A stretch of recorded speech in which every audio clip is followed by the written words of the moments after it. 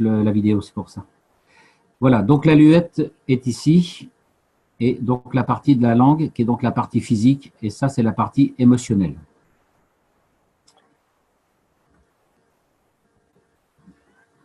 Au cours d'une hémiplégie, on a une déviation de la langue et de la luette, mais de façon inversée, c'est-à-dire que la luette va partir vers la droite, alors que la langue va se déplacer vers la gauche. Ça, c'est dans le cas d'une hémiplégie du côté cerveau droit. Si on a une hémiplégie du cerveau gauche, la luette va se déplacer de ce côté-là et la langue va se déplacer de l'autre côté. En ce qui concerne le placement de la luette par rapport aux deux parties du thalamus, puisque vous savez que le thalamus est en double, eh bien, il y a la formation d'un triangle équilatéral parfait entre la luette et les deux hémisphères, les deux parties du thalamus. Et ce triangle se déroule selon la suite de Fibonacci. En ce qui concerne la vue des glottes sur le plan pathologique, alors je voudrais vous montrer la vidéo des glottes pathologiques. Voilà. On va arrêter ici. Donc là, vous avez différentes images de différentes formes de glottes. Et en fonction de la forme de la glotte et de son déplacement, eh bien, on peut déterminer la pathologie émotionnelle et la pathologie physique, notamment en cas d'épilepsie ou en cas de sclérose en plaques, par exemple, ou de cancer. Là, ici, sur cette image, vous avez l'image d'une glotte dans un cas de cancer. Ici, vous avez l'image d'une glotte dans un cas d'épilepsie. Je pense qu'il y a d'autres images qui viennent par la suite aussi.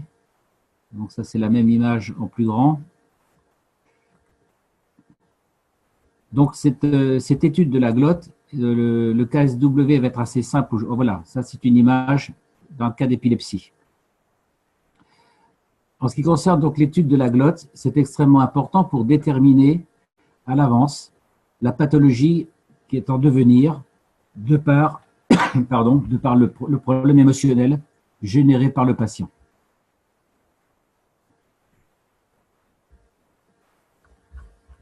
Voilà. C'est un KSV qui est assez court. La suite du KSV était difficile à percevoir en anglais parce que M. Kesch baissait sa tonalité constamment. Et donc, j'ai eu beaucoup de mal à comprendre la fin du KSW.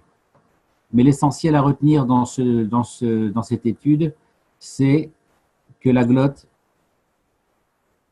résume l'état émotionnel du patient et permet de déterminer à l'avance si le patient est dans un état pathologique de cancer, d'épilepsie, de Parkinson ou de problèmes fortement émotionnels de dépression, par exemple. Donc, c'est vraiment un élément à étudier systématiquement. Voilà, j'en ai terminé pour le KSW numéro 11 au sujet de la glotte.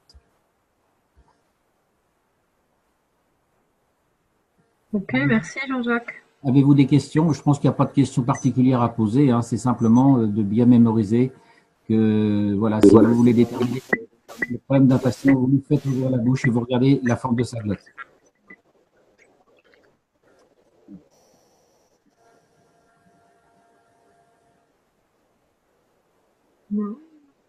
Donc, il y a une deuxième chose à se rappeler, c'est que la glotte se dévie dans les cas neurologiques d'hémiplégie, par exemple, elle se dévie dans le sens inverse de la langue.